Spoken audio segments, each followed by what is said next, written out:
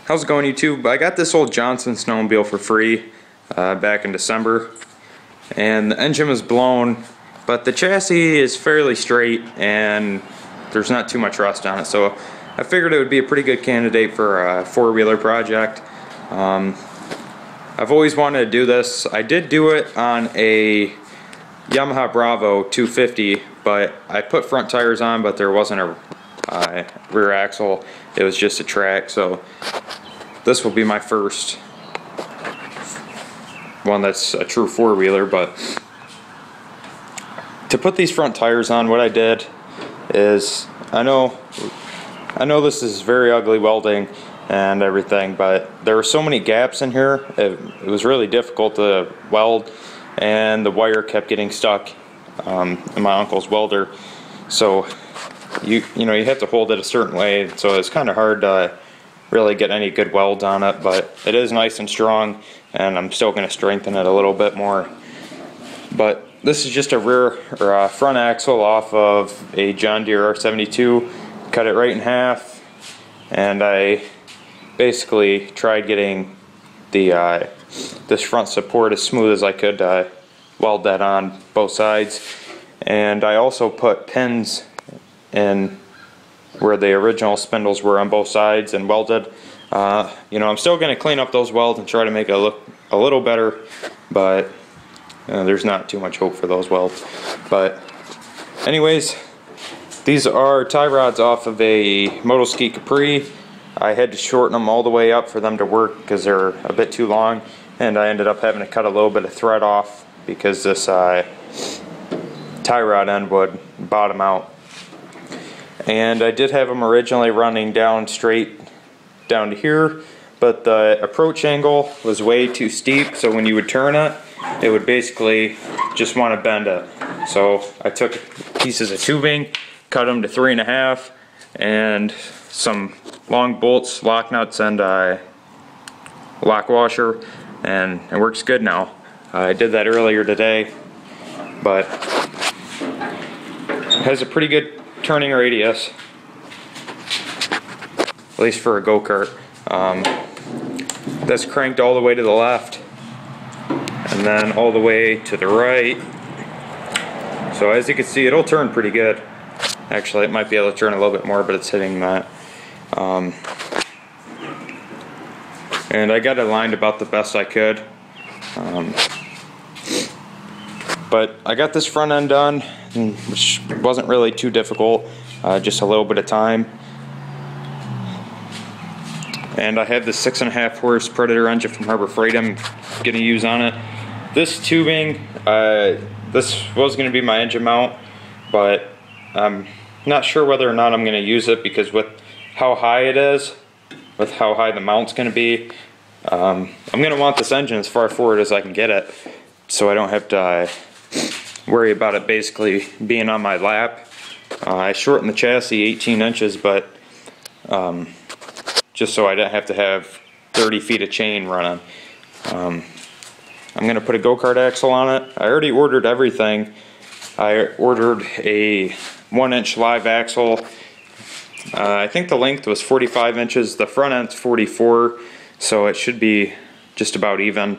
And, well, the rear end will be maybe an inch or two wider on each side, but it won't be too bad.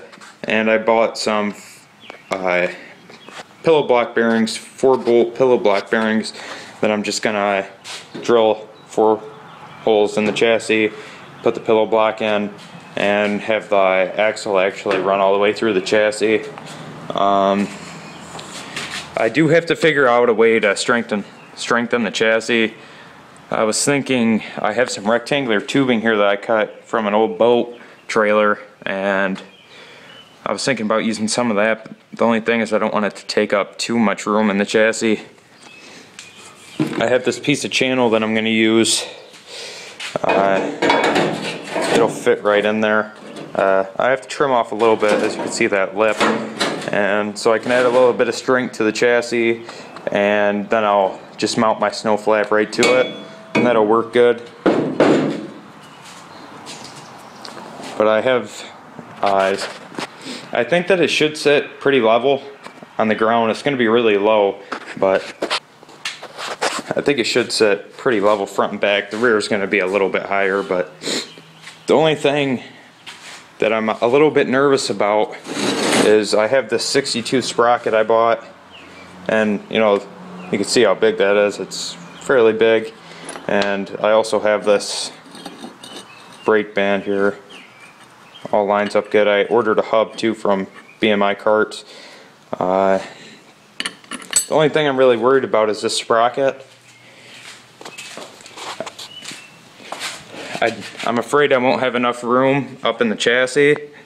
Once I have the axle ran through, I'm just a little bit nervous that the sprocket's going to hit up here. But if it does, then I'll probably just notch out. Let me try to move this. I'll probably just notch this out, and plus there's already rust there anyways, but notch this out a little bit right in here, and then have my chain run under and over, and then just put a couple tensioners in there, and I think that should work. And then I'll just have to figure out a way to make a bit of a chain guard, because I can, you know, I don't have a problem with having to set a little bit to the side, but I could use something like,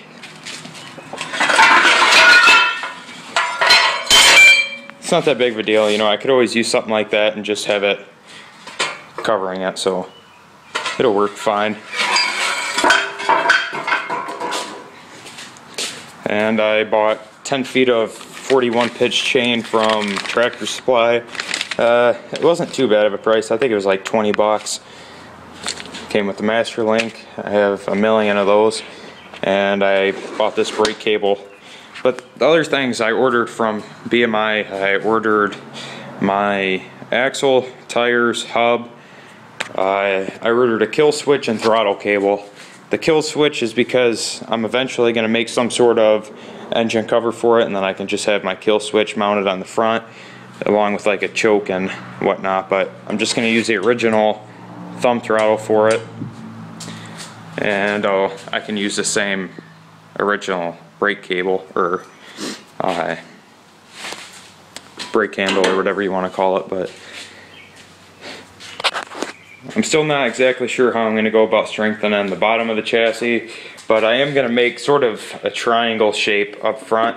I'm going to have to notch a little bit of this out, and if you can see what I'm going for, I'm going to have this piece of flat right on the steering support, and then have the other end up here, and then just weld it right on this side. Shouldn't interfere with anything. I just don't want to put too much heat towards it because I don't want the spindle to warp and then seize up. But I did just grease these, and you know, this thing should come together in the next couple days. I'm still waiting on the axle, everything from BMI, and plus my bearings. The stuff from BMI hasn't even shipped yet. I ordered it Sunday and today's Friday, so that's a bit annoying when you have to wait a week for something just to ship.